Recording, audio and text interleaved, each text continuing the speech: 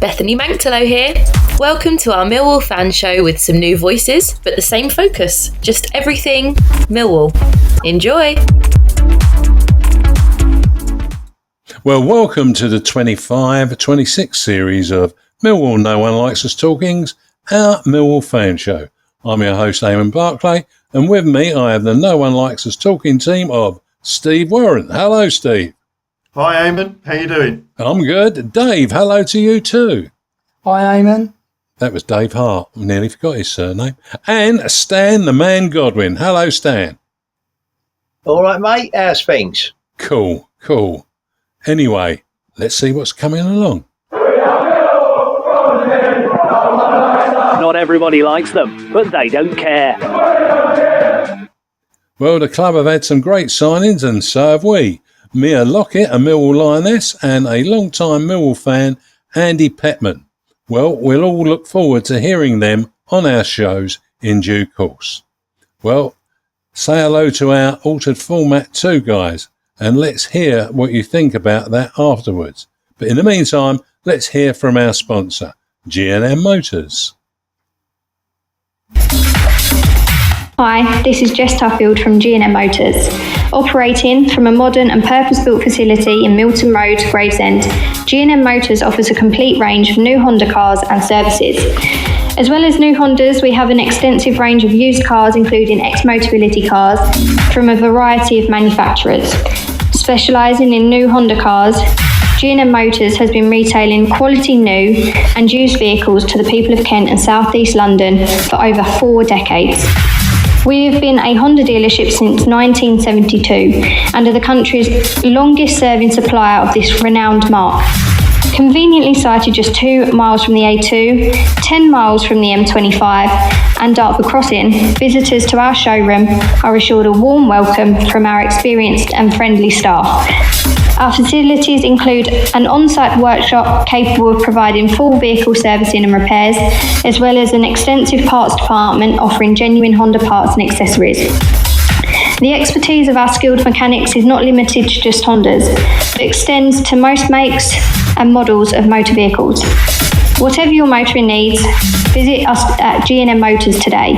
The newly extended hours of our G&M headquarters means that you can contact us from 8 a.m. till 6 p.m. on weekdays and 9 a.m. till 6 p.m. on Saturdays. To contact us, call us today on 01474 365 026.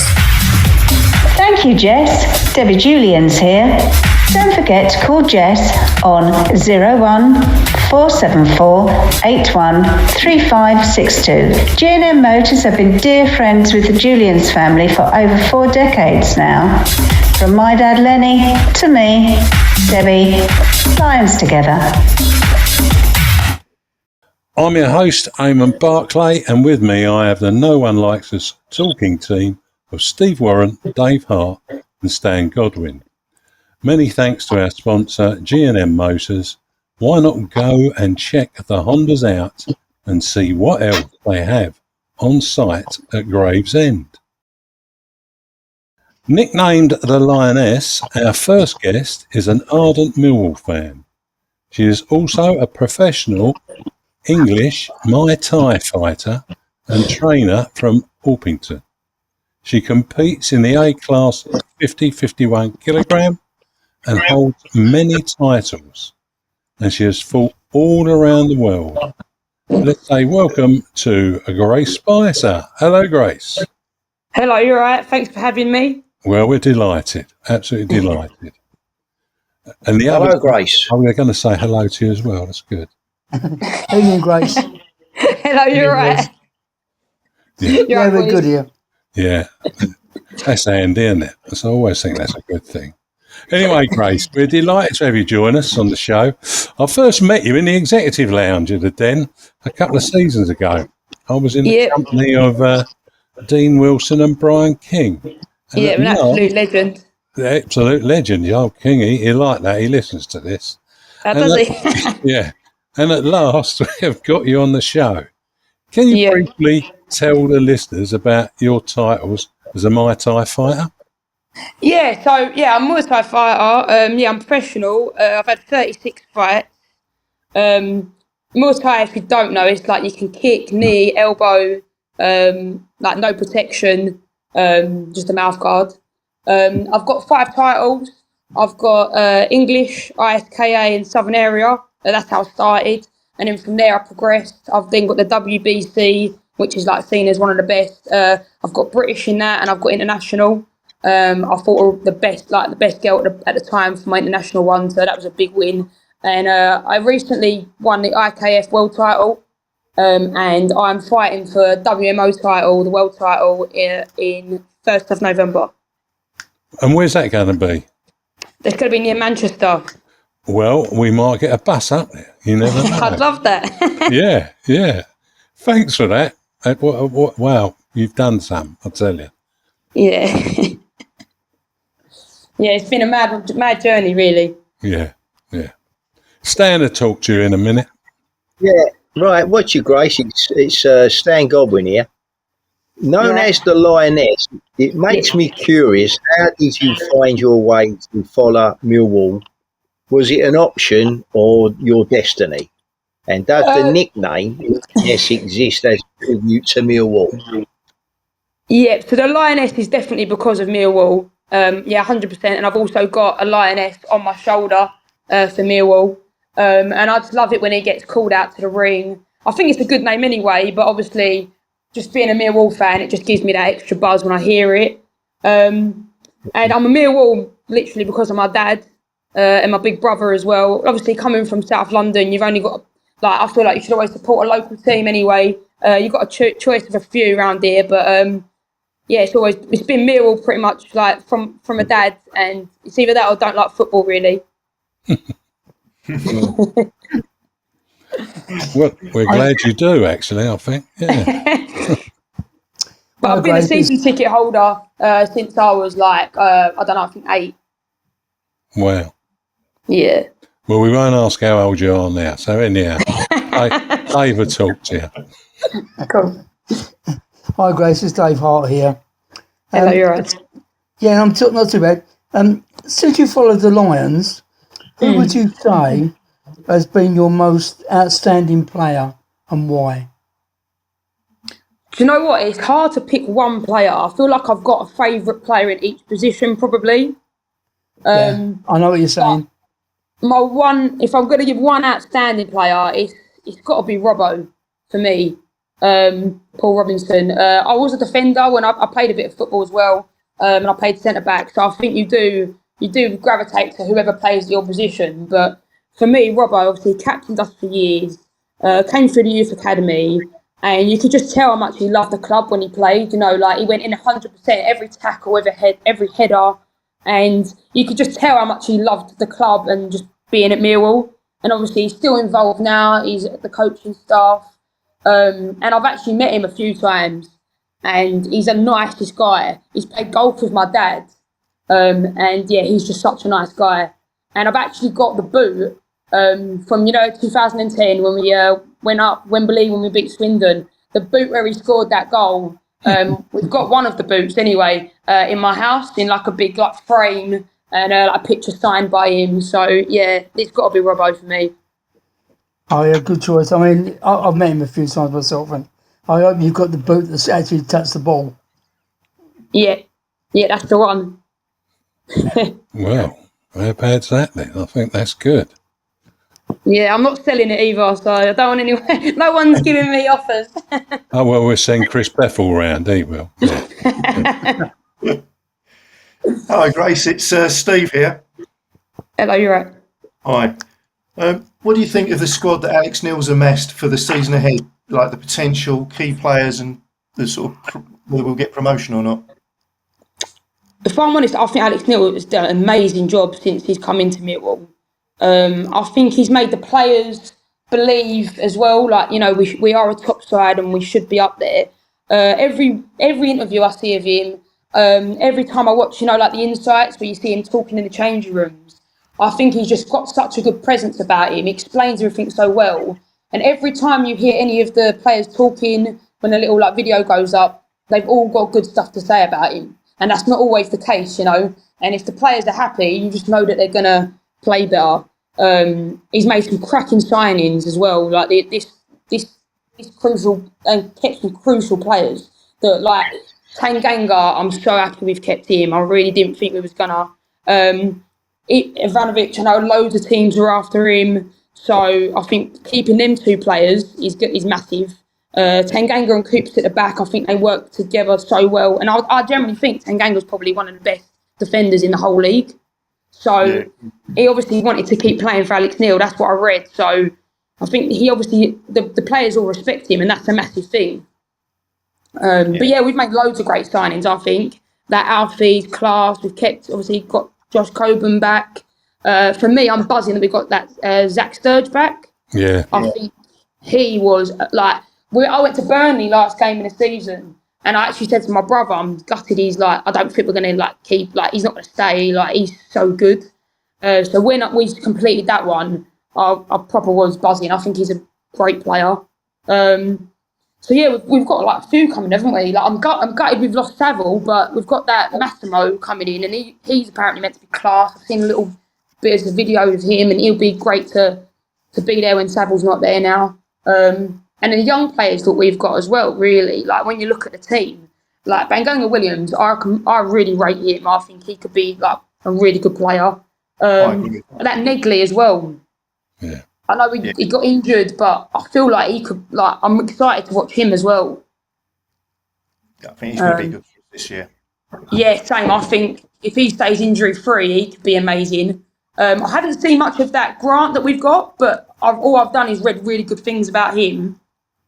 And then obviously we've got that Lovelace. Obviously, I know he hasn't played much, but just got such a young team as well that have got like a lot of promise. So if I'm honest, I am absolutely buzzing for this season, and I think it's one of the strongest teams we've had in ages. Definitely. Don't get me wrong. I know we're all Millwall, and like we probably do get a bit carried away, but I think we are one of the best teams on paper in the league, and I am getting excited already, and I think we're going to be up there for promotion 100%. I think so too. Yeah. Yeah, I think you make some really good points there, Grace. It's there's a buzz around that exists, and people are saying, if you can remember back this far, it's probably nearly as good as the days when George Graham and the Doc took over the sides when we did head to the top flight. So, yeah, I feel that way. Do we all feel that way? I do. Absolutely, yeah. How about you, Stan? Do you feel that way? Yeah, I mean, I do, but I also think there's a combination of things. I mean, it's a bit like, I mean, all right, he had a ready-made team when he got there, but when we had Mark McGee, I mean, he came in, didn't he? And that pear-shaped and didn't.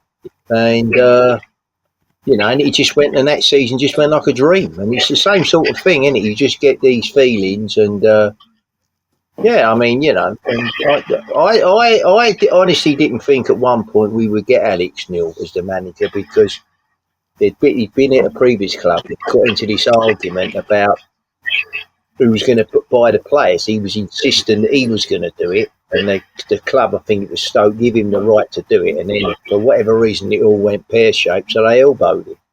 And but then, and when I heard his name was in his name was in the act for our team, I thought, so well, I wonder how he's going to get on with this footballing director business. Well, perhaps he learned his lessons, Dan, and I think that's I mean, but he look at manager. About that, I mean, he done a brilliant job at Norwich when he was there. Yeah, and he's doing a pretty good job with us as well. Yeah, I'm glad. Someone did say to me the other day, if he'd have turned up when old Neil Harris wanted to go, we could have actually got promoted. But there you go. That's the run of the drive. Isn't it? Yeah. For me, if you're manager, you've got to be given full everything. You can't be a manager and not be able to make the decisions. Do you know what I mean? I agree with you to a point, Grace, but I think the manager's got so much on their hands these days, and I'm really pleased he's got Joe Gallen as the guy who's out there hunting, searching, looking and finding. Because I'm afraid I've got to say that the guy that was in there prior to Joe, you know, we weren't getting the right players flagged up. But since Joe's turned up, I'm really amazed with the players that he's been able to tag and secure. But it's about working together. If Joe and Alex work together, and they must, because one will know what they want and the other one will say, right, I've got X, Y, and Z. But I didn't think that worked under Neil and Steve. But I think they're looking good now. Now look, time's flying by, and it's been so exciting. But before you go, we have Ted's prediction league. Well, Ted's not with us tonight, but his partner Dave is. So we need you to share your forecasts for 3 championship scores. At the end of the season, we'll discover who has, well, worked out to be the best score predicting skilled person among guests and hosts. And there will be a prize. So I'm going to hand you over to Dave, who's the man that knows what it's all about. Over to you, Dave. Okay, Grace. Big Bruce has step into. Our first guest over last season actually won this league. Ooh. So that's how it was last year. So I'll give you the first game to predict on, and it's Norwich against Millwall. I'm going 2-1. 2-1 Millwall. 2-1, yeah, I'll say that. And then we've got our powers up the road, Charlton against Watford. I'm going Watford 2-0. Good. Yeah, I'll say that, yeah, good. And then one is a bit outside, Southampton Wrexham. Oh, I'm going to go a 2-2 draw. 2-2, good shout there, Desmond. Okay, so thanks to you for those. Magic stuff. And thank you for being on the show, Grace. It's no worries. Thanks for having me. Truly has been a pleasure hearing your story and thoughts about Millwall. And we wish you and yours, Dad and brother and all the others, to take care, and let's chat again before the season ends. And maybe I'll see you up in the exec lounge. You never know. I sometimes catch up with old King out there. So there you go. Lovely. Thanks for having me on. Cheers. Cheers. Cheers, Grace. See you later. Bye, boys. Bye, Grace. And Stan will say goodbye to you as well in a minute. But anyway. No, I did. I said goodbye, Grace. We didn't hear you. We didn't hear you, Stan. Ah, well. All right. Bye, Grace. Take care. Bye. Well, Grace is a bundle of fun. Bless her. Yeah. Yeah. So what we're going to do now is we're going to listen to Bethany Manktelow, who's going to talk about, well, I think one of Stan's best mates, actually. Before Millwall's first home game on August the 16th, Mike George, a guide on the Isle of Dogs Millwall History Tours, will introduce his book, Discovering the History of Millwall Football Club, at the Millwall Community Trust's Lions Centre on Ballina Road, starting from midday. Everyone who buys a signed copy will be supporting a great cause, as a donation will be made to the Millwall Community Trust with each purchase. I'm your host, Eamonn Barclay, and with me I have No One Likes Us talking team of Stan Godwin, Dave Hart and Steve Warren. The Lions Centre that Bethany referred to is the welcoming hub for the Millwall Community Trust, and as she said, located on Ballina Road, just a short 50-yard walk from the club shop. It's the perfect place to relax, enjoy some delicious food at reasonable prices, and don't miss out on the exciting launch of Mike George's book, happening there too, at that first home game of the season. Get there from midday on. It's going to be well worth it, so I'm led to believe. I wonder whether my book will be there. The reason I asked the question is because I ordered it. Yeah, I don't know if your book will be there, Stan, but I think we can ask him, and maybe he'll be able to tell us how it's going to, how you can get it. Because if you go there, you'll get it signed as well, which is a bonus. Yeah. You might want to try that, see what goes on. No, but I mean, originally, when I ordered it, you like, not just me, but anybody that did then, this was some months ago now, you paid the postage as well. Yeah, that's right. And you haven't got it yet. Others have, I know that. No, it hasn't. It hasn't come off the rack yet. I know the truth. Oh, I just wondered, that was all. So you'll see. You can ring him and say, I'll see you on the day, and do that, and he'll pay you the postage back, no doubt. Anyway, let's listen to Ellis Barr. Hello, Ellis here, and I'm glad to be back talking about Millwall. I know many have watched my videos. Thanks for your support along the way. It is now time to hear what all the Millwall teams are up to. Come on, Millwall! Well, come on, Millwall it is, and in all its forms and, well, variations. And first along the line for that is Paul Loding, who brings us the Millwall Romans and Pride update. Well, they've had exciting times. Let's listen to Paul. Hi, it's Paul Loding at the Millwall Romans. Hope everyone's had a great summer and looking forward to the new season. A bit of an update from us. The Romans had a historic moment over the summer where we went to the Euro Games in Lyon a couple of weeks ago. We took a team of 20 as a maximum squad that we could take out there. Team performed really, really well. Really pleased at how everyone got on. We played some really, really good football considering it's sort of quite early on in the pre-season. We had quite a difficult group to get through. Managed to win our first game. Then we had the Stonewall first team, which they're a very, very good team, playing in Middlesex County, and unfortunately we did lose to them. The next morning, on the Friday, we faced London Titans. Managed to beat them quite comfortably, and then played a Paris team in the afternoon. Again, very, very skillful team, but managed to beat them to get through to the semi-finals. Unfortunately for us, it wasn't going to be our year. We faced the dreaded Mersey, who we went out to in the semi-final of the GFSN Cup. The guys put on a really, really valiant display. Took them all the way to penalties, and unfortunately our penalties were not good enough. We had a third place playoff against the Titans and managed to beat them. So we came home with the bronze medal. It was the Euro Games. Teams from across Europe were visiting in all different sports. Tennis, volleyball, all different sports were there. It was great for the LGBT community to get together and socialise, but really, really happy with how it went. I say historic for the club's history. We've never, ever been away on tour, and it's massive thanks to the Community Trust and our sponsors, the Romans, that have allowed us to do that. This Sunday, both teams were in action against our friends at AFC Muswell Hill. AFC Muswell Hill used to be in the league, and they've got two teams now, a first team and a vets team. Romans are kicking off at 1 o'clock against the first team, and then Pride following closely afterwards at 3:30 against the vets team. First pre-season game of the year.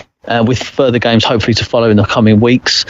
We've managed to get a bye in the GFSN Cup in the preliminary rounds, which are held at the end of this month. We've managed to skip that and go straight into the first round, which we are hosting Bristol, which will be played around the end of September / early October.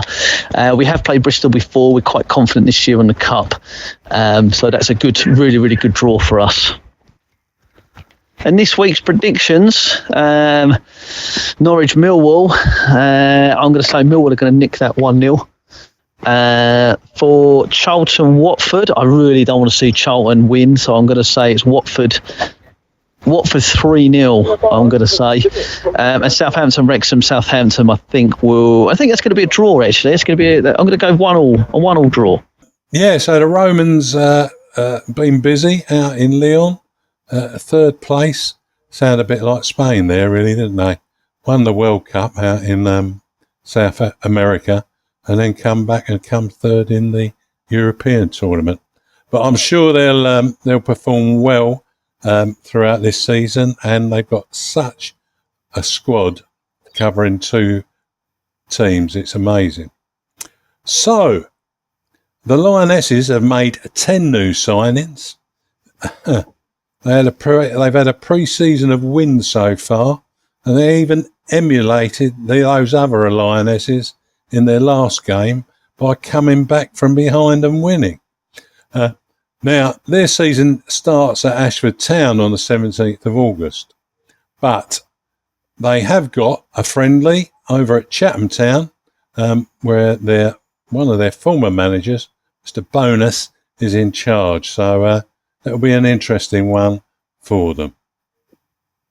Right, Andy Pettman, one of our new team members, brings us news of the Open Training Day at the Den from last Monday. On Monday, the club hosted its annual open training session at the Den. With my two kids in tow, we headed down to check it out. So here's a quick update on what happened. We've been to a few of these over the years, under Neil Harris, Gary Rowett, and every time it's been a fantastic experience.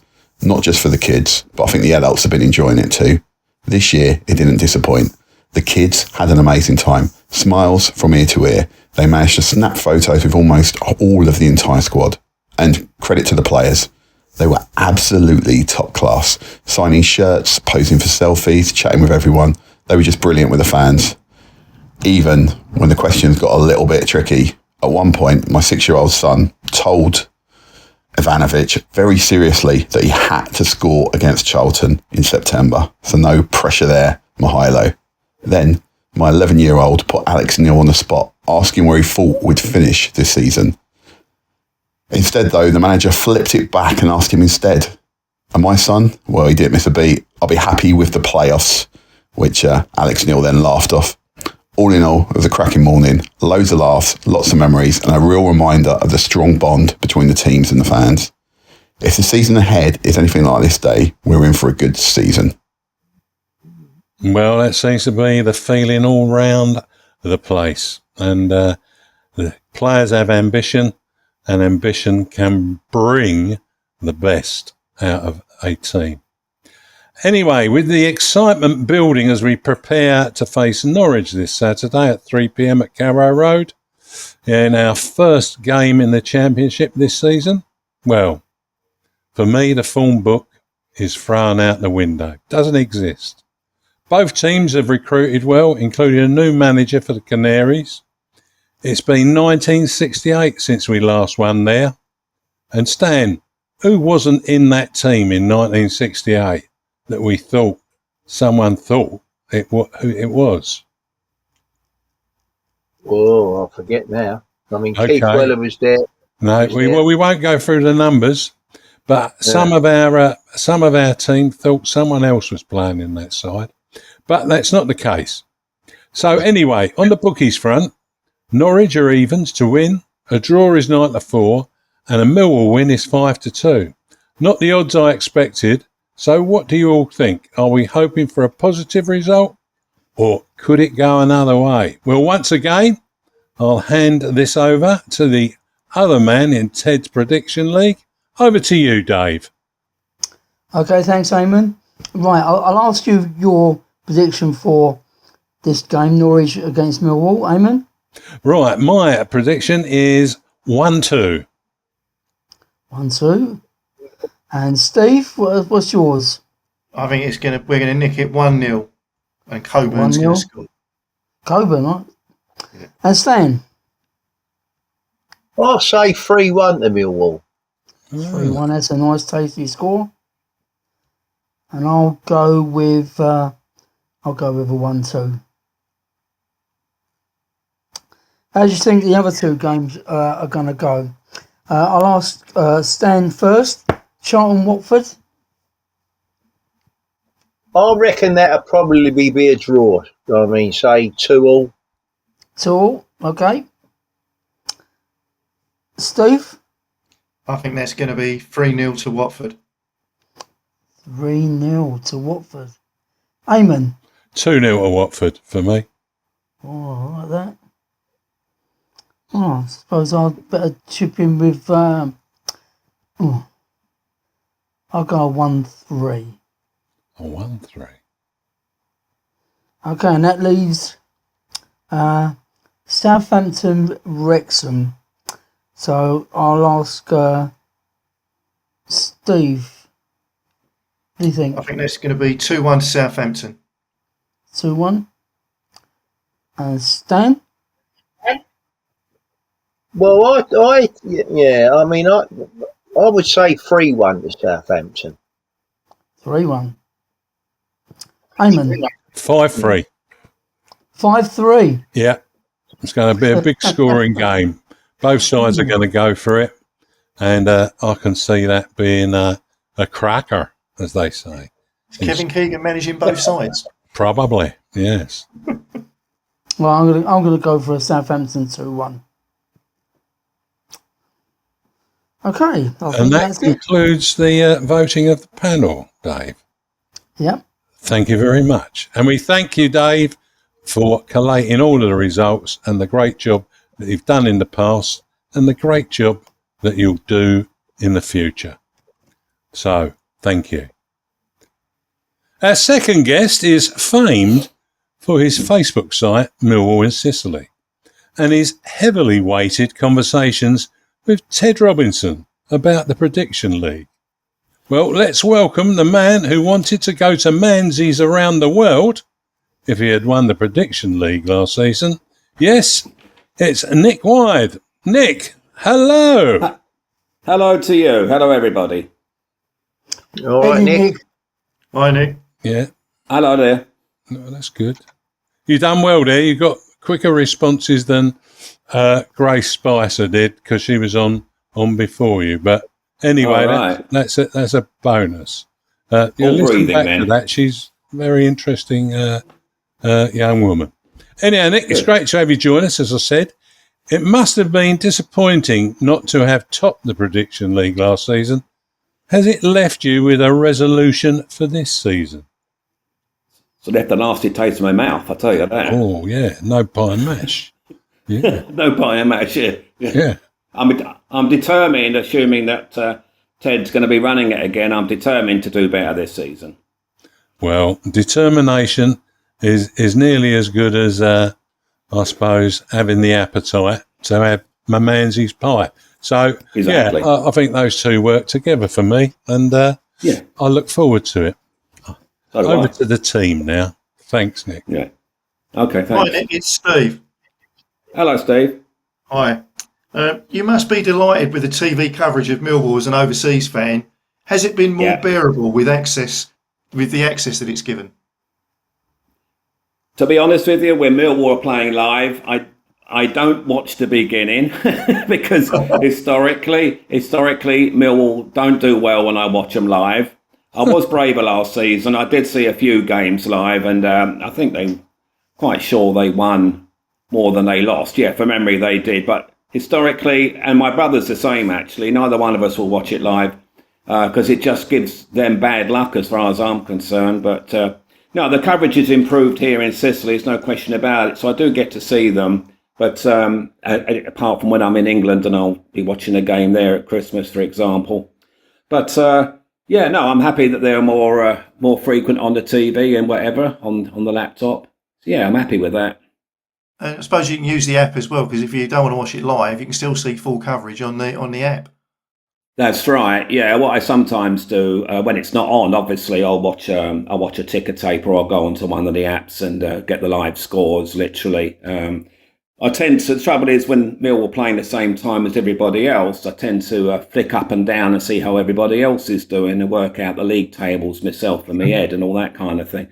Especially when the last game of the season last year at Burnley, which sort of happy and sad and happy, and it just continues like that. So I'm looking forward to the first game of the season because at least we haven't got that problem.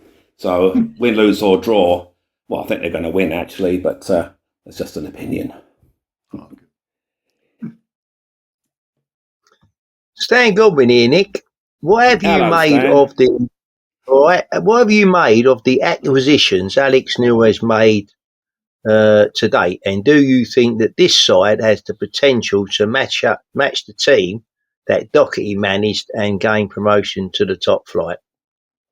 Well, that's an interesting question because I was actually, I'm old enough to remember Doherty and being down the old den and watching that. And that was a blinding team. This team, I think, my memory, there's been, 6 that went, Hutchinson, Wallace and all that lot. and we brought 6 in, haven't we? I'm really impressed with the signings that we've made. I think this new policy that Millwall are implementing to bring in younger players, traditionally apart from Luongo, but everybody else is in their young 20s, aren't they?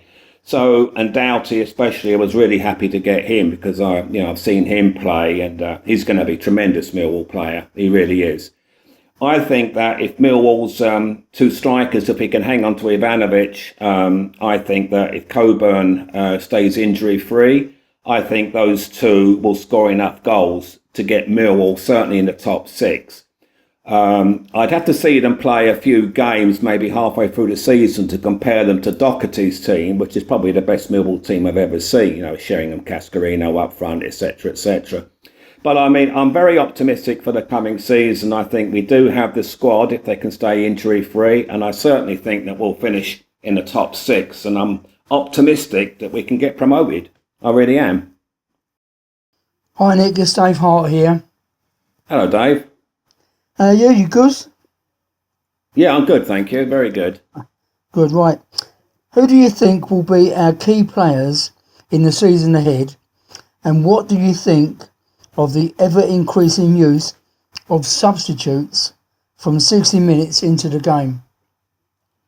Well, I think the important players for us are clearly going to be the 2 strikers, Ivanovic and Coleman. I'm very keen to see Doughty and Aziz down that left-hand flank because in pre-season they looked very, very useful indeed. The right-hand side, if he's going to play Kramer instead of Leonard, then one assumes that Negley or whatever his name is going to be on that right-hand side. I don't think that's as strong as the left-hand side, but I hope I'm proved wrong with that.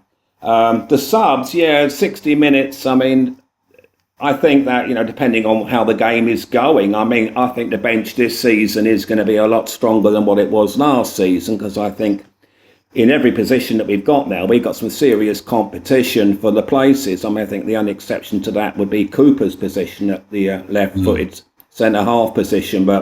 And the right-back position, with Kramer, Ryan Leonard is a bit injury prone. I personally would put Leonard there, but then, he hasn't played much pre-season, so one assumes he's going to start with Kramer. I think the subs, obviously they make a big difference when they come on, whether we're winning, losing or drawing or what he wants to get out of the game, but certainly the substitutes are going to be a lot stronger, and I think it does give him more options this season than certainly he had last season. So again, I think the squad is really, really strong. You could argue he needs a couple of more players, maybe a midfielder.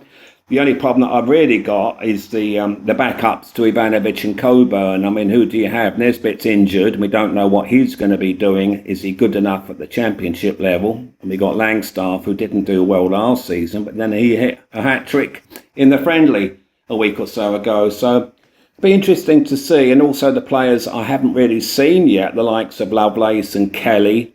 I'm looking forward to seeing them because they apparently are very, very promising. Plus the ones coming up from the under-21 squad, of course. So I think it augurs well for a very good season.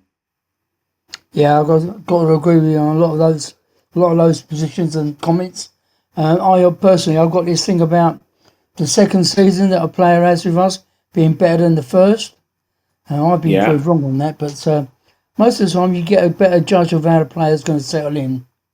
So let's hope that these players that you mentioned that are injured and had a bit of a bad go last year will improve.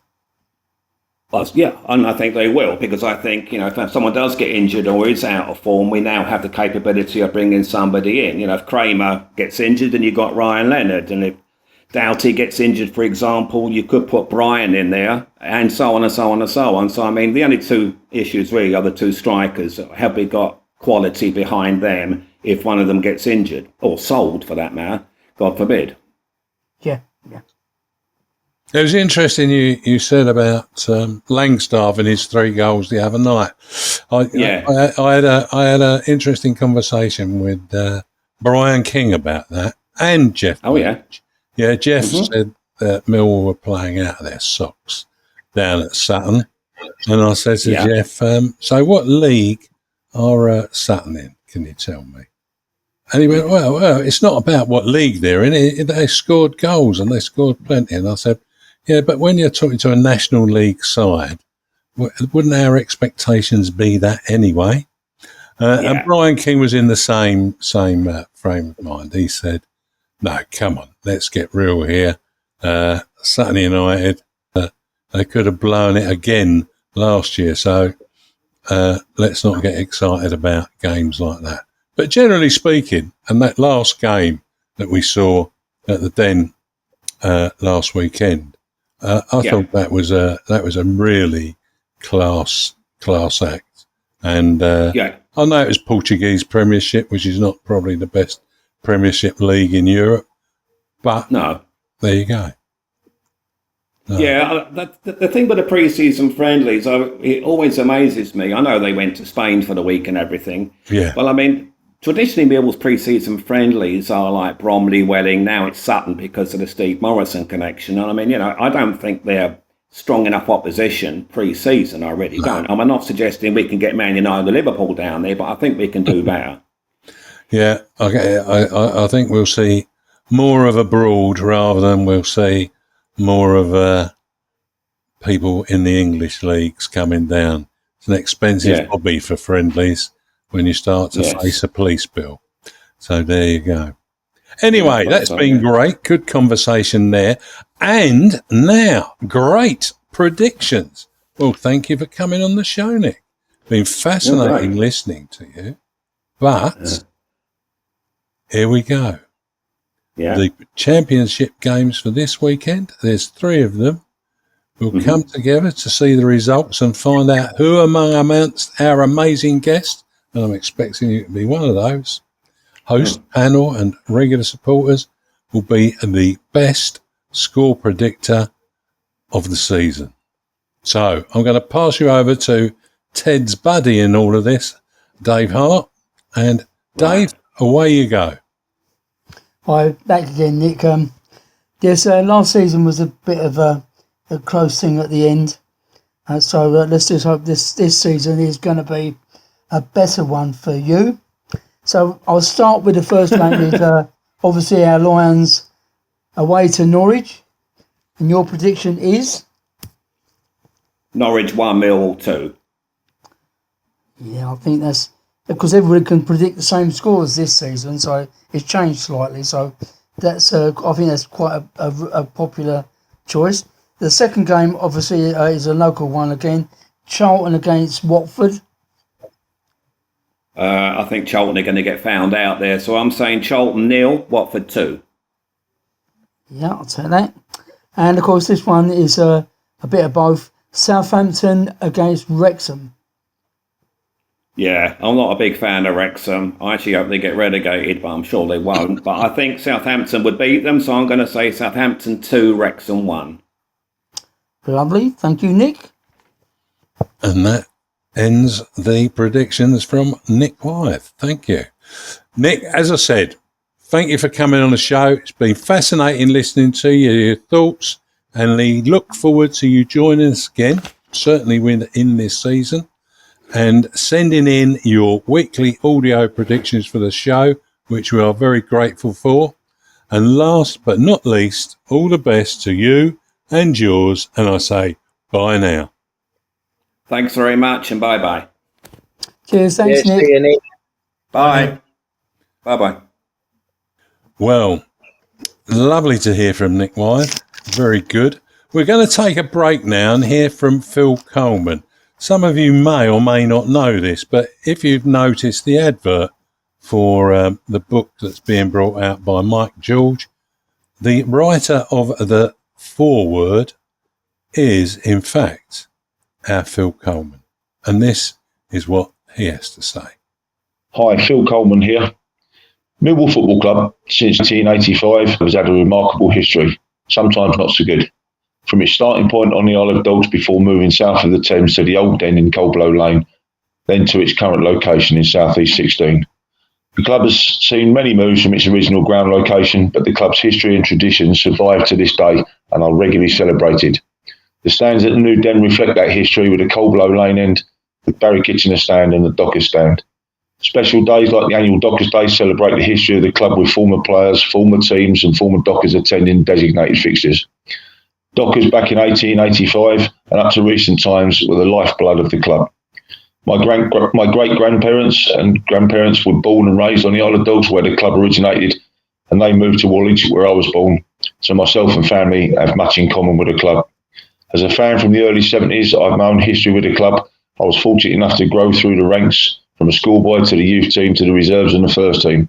In that time, I won the FA Youth Cup, made my debut beating the old enemy West Ham, playing alongside club legends like Barry Kitchener, before being in the team that won promotion to Division 1.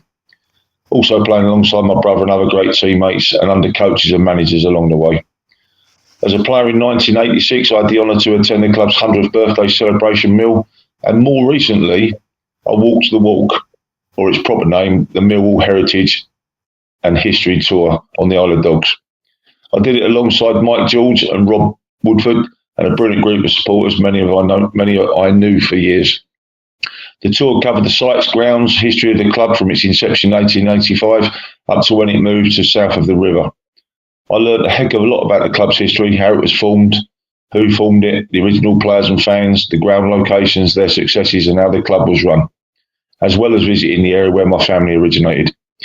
Mike and Rob do an amazing job on the tour, and now they've got their book out, Walking the Walk.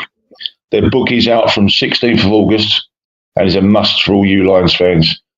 You can pick up a copy from the community reception before the game against Middlesbrough on the 16th. I recommend it. It'll be a great read. Wishing the club and fans more success and creating more history. Bye for now. Thanks, Phil. I'm your host, Eamonn Barclay, and with me is the No One Likes Us talking team of Stan Godwin, Dave Hart and Steve Warren. So, if you're attending the Den on launch day at the Millwall Community Trust building, and that's where the community centre is, books can be bought from midday only with cash or an immediate bank transfer. Now, as Stan pointed out, if you have perhaps ordered a book, you might be able to find out by speaking with Mike if you could actually receive that book at the Millwall Community Trust reception area on that day. Have a cup of tea while you're there or a sandwich. Quite nice, actually. Anyway, we're looking forward to the next game. But in the meantime, there are a few matters of interest for Millwall fans and those that are generally interested in football in many different ways. Stan, are you there? Oh, yeah, I'm here. I'm right. Sorry, were you waiting for me? Yeah. I was so carried away. Right, okay, I'll start now then. Next week, we're shaking things up a bit. There will be a Friday podcast show featuring me once again with the man of the people, Jeff Burnage, and the inimitable man sometimes called Ted Linton, better known as Ted Robinson. Our host is the man who covers all sides of the circle, the one and only Miles G. Fulton. And don't forget our live maritime radio show on 96.5 FM on the first Saturday of each month. You can catch up on these shows by accessing our recordings on the podcast section of Maritime Radio website or the Spreaker podcast app and the No One Likes Us Talking YouTube channel. You're spoilt for choice. Not forgetting that on Saturday match days and all through the week, Harvey's Den Cafe is open to all. It's located on the first floor of the Lions Centre in Ballina Road, home of the Millwall Community Trust. So whether it's a coffee, a sandwich or a meal, their prices are very competitive. They are. In the meantime, tune in with the No One Likes Us Talking team as they bring you exciting updates from our games, whether we're home or away. The turf's not really an issue. Featuring the Lions, Lionesses, Romans and Pride, plus stay in the loop with the latest Millwall community news. Enjoy all this fantastic content on Maritime Radio at 96.5 FM or hop over to their website. We're also thrilled to connect with you on Instagram, Facebook, X, formerly Twitter, YouTube, Tumblr and all those other things that Steve mentioned. and all your favourite podcast platforms. May I say a huge thank you to Dave, Stan, good night, Steve, good night, Eamonn, and everyone else for tuning in. Your support means a tremendous deal. Finally, let's not forget to keep it safe on the streets out there. Good night.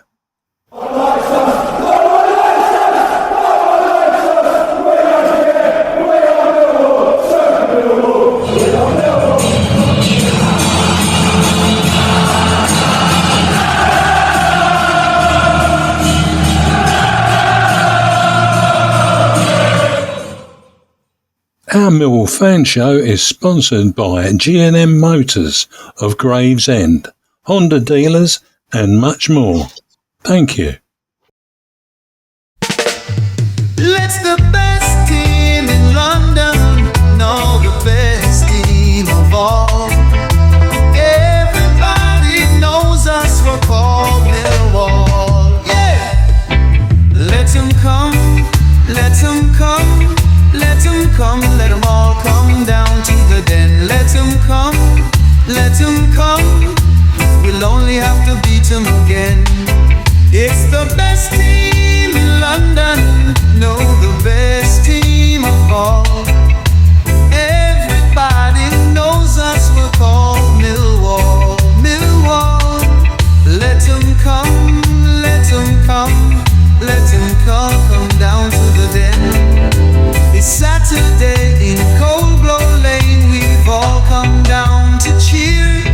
We've had our jelly deals and our glass of beer. Come rain or shine, our families will bring.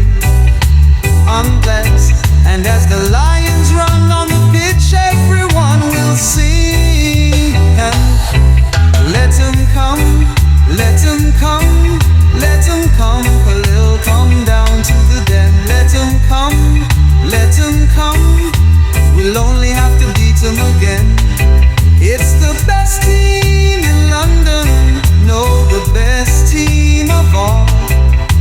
Everybody knows us, we're called Millwall. Millwall, let them come, let them come. Let them all come down to den. It's Saturday in Cold Blow Lane. We've all come down to cheer. We've had our jelly deals and our glass of beer. Come rain or shine, our families